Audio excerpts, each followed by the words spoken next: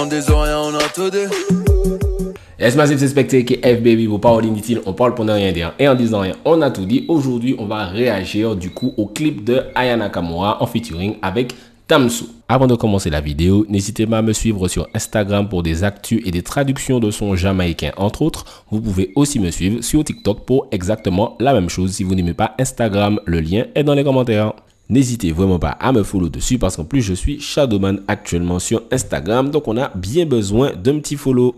Du coup, pourquoi j'ai décidé de parler de ce featuring qui quand même a assez fait parler sur les réseaux sociaux, mais c'est pas vraiment un son auquel j'aurais réagi en général, c'est par rapport au style musical utilisé qui est vraiment très proche du zouk. Ça a généré pas mal de paroles sur Twitter, sur Facebook que j'ai pu voir en mode, en gros pour résumer le sujet c'est les Antillais délaissent le zouk et les autres artistes d'autres nationalités viennent nous voler le zouk et font des tubes avec pendant que nous on délaisse le zouk. Donc je vais vous prendre un tweet assez véhément, assez énervé qui résume un peu certains tweets que j'ai pu voir sur le sujet. Alors le tweet assez véhément dit: pendant qu'on préfère faire de la trappe de merde des États-Unis, loin de nos valeurs et rythmiques traditionnelles, les autres le font à nos places et ils ont raison.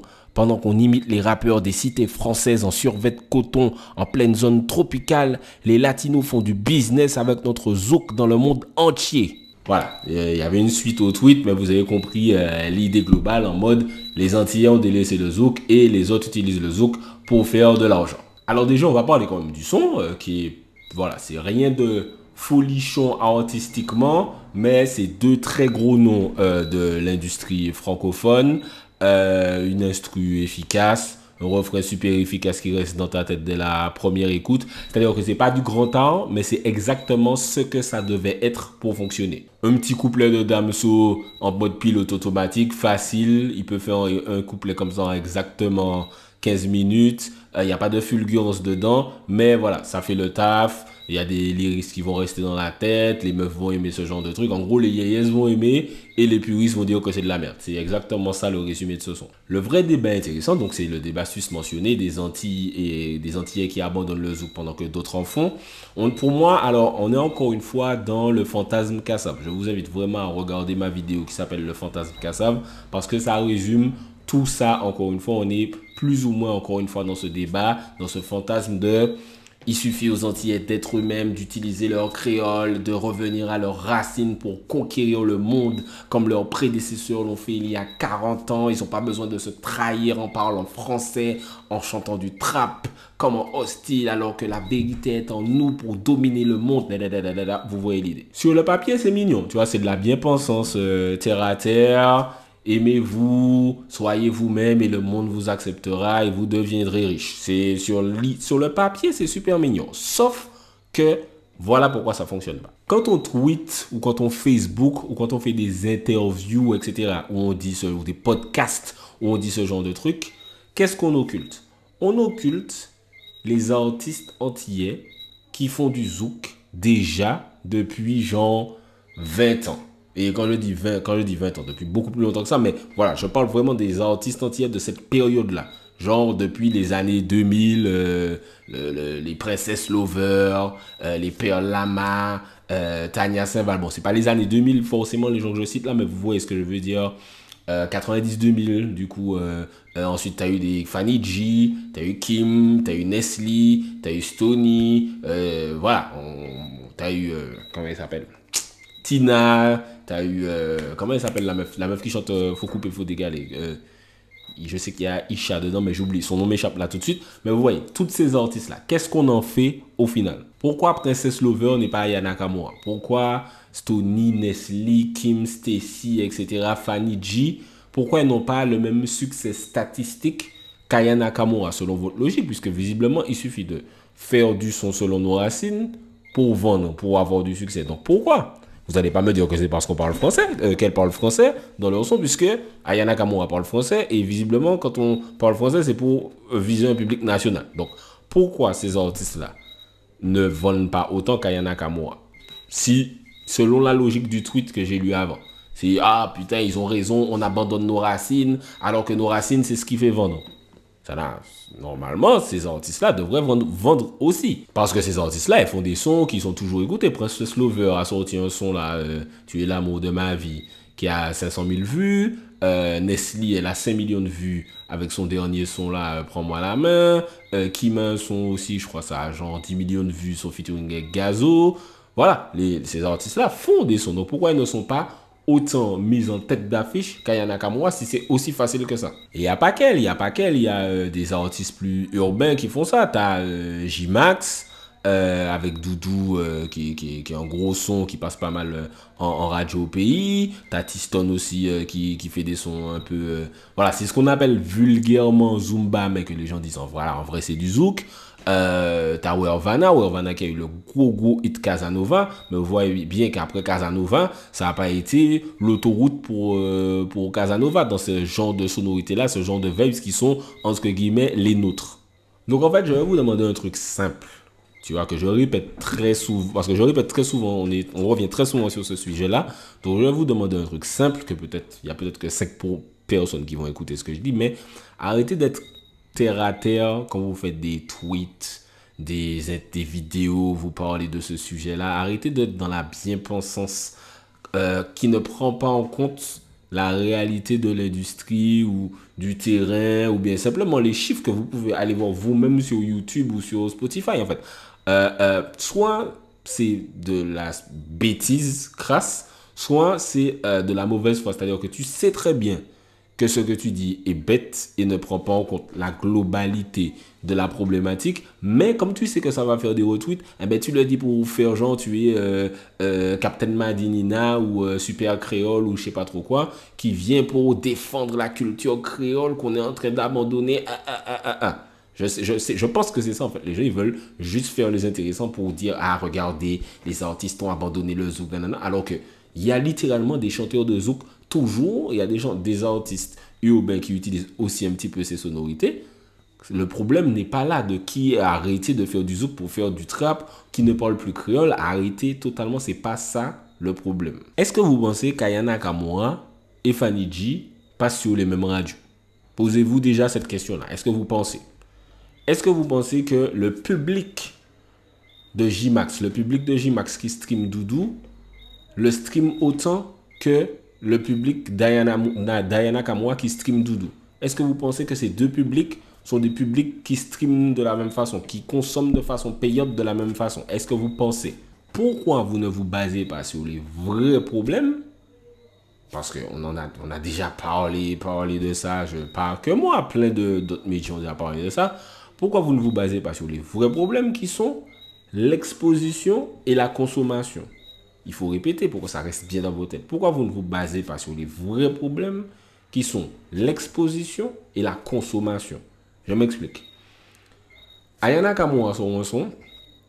Le lendemain, c'est déjà sur 10 grosses radios, on va dire.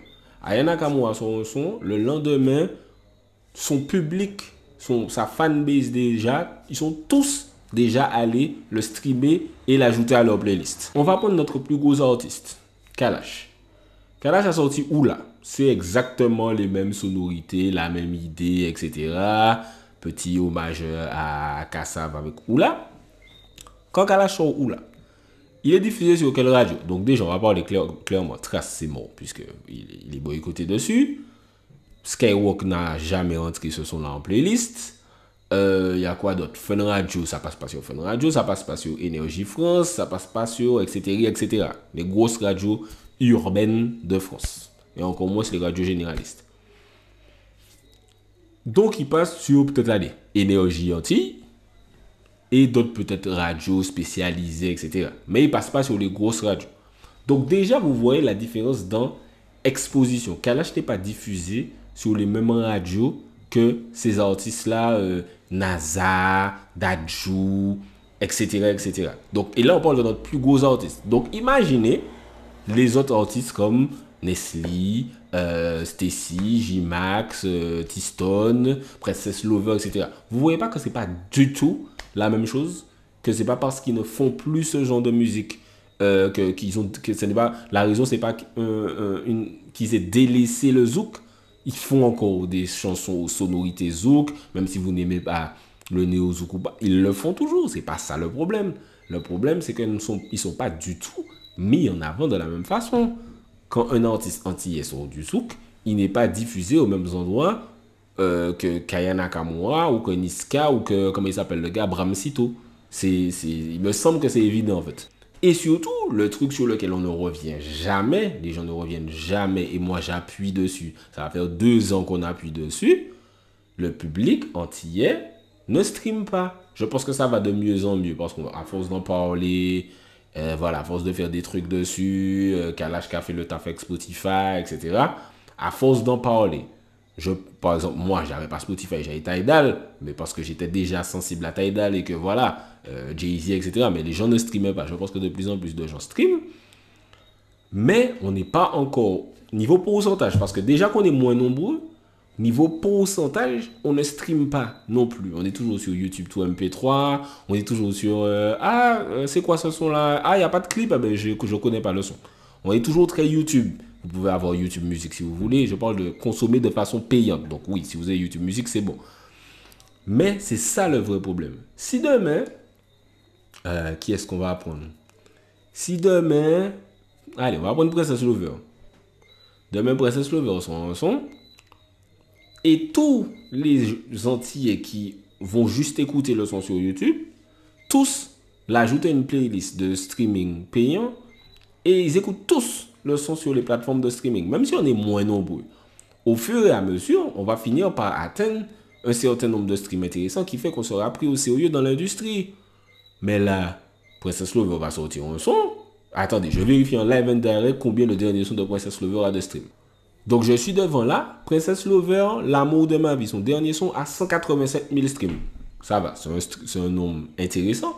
Mais on n'est pas encore sur des chiffres Aya Nakamura. Aya Nakamura et Damso, en un jour, ils avaient fait 200 000 streams. J'ai regardé ce matin.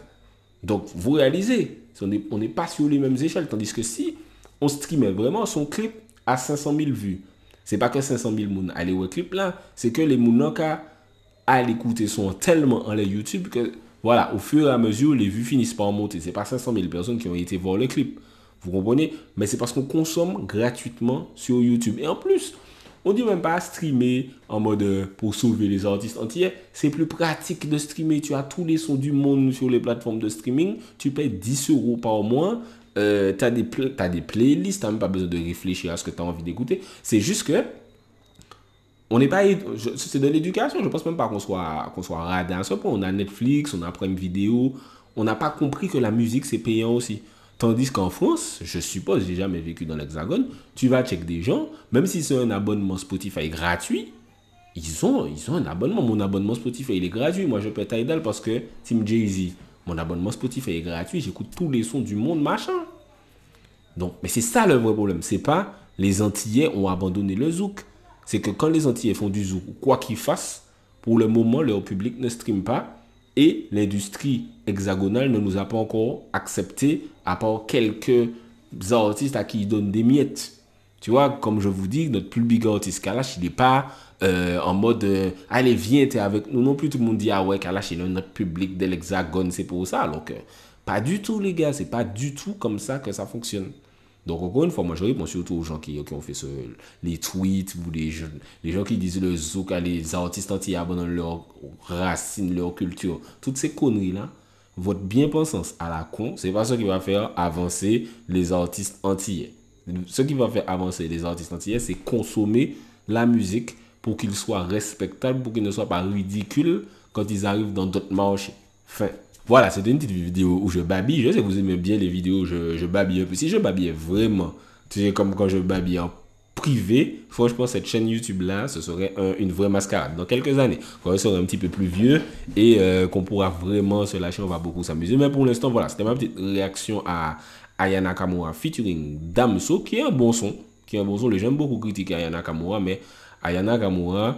même les gens qui essaient d'imiter du Aya Nakamura n'arrivent pas à faire ce qu'il fait parce que ça a l'air très très facile. C'est plus ou moins facile à faire, mais la vibes, l'âme qu'elle met dans ces sons qui ont des textes très ababa, ok, mais au final, tu vois, il y a la meuf qui essaie de la copier là, Onicia, j'aime pas, Weshden, j'aime un son, mais vous avez bien vu que il y a une différence de niveau. Voilà. C'est pas si facile que ça de faire du Aya Nakamura. Donc, je tiens quand même à lui envoyer un gros big up. N'hésitez pas à me dire ce que vous avez pensé du sujet, du son en général, de tout ça. Dites-moi dans les commentaires. N'hésitez pas aussi à vous abonner à moi sur Instagram, comme je vous disais en plus. Je suis Shadowman actuellement sur Instagram. Et à me suivre aussi sur TikTok si vous kiffez.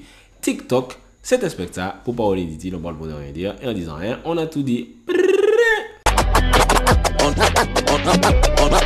On des oreilles, on a tout dit.